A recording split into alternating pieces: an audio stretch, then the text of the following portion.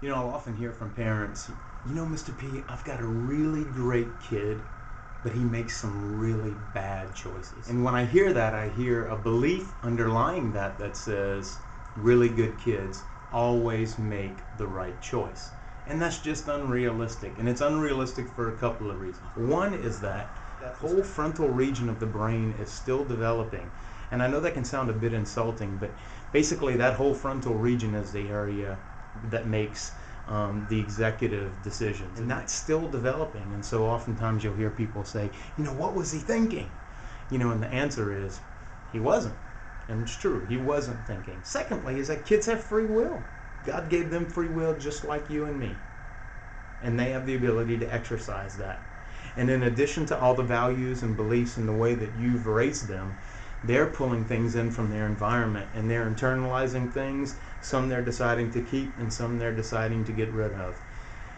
And while we influence that process, there's still a large part of that process that's up to them, that has nothing to do with you as a parent or us as parents.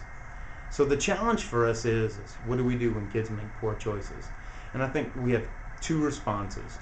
One is that we can reinforce the values and beliefs that we've taught them and enter into a conversation with them about those values.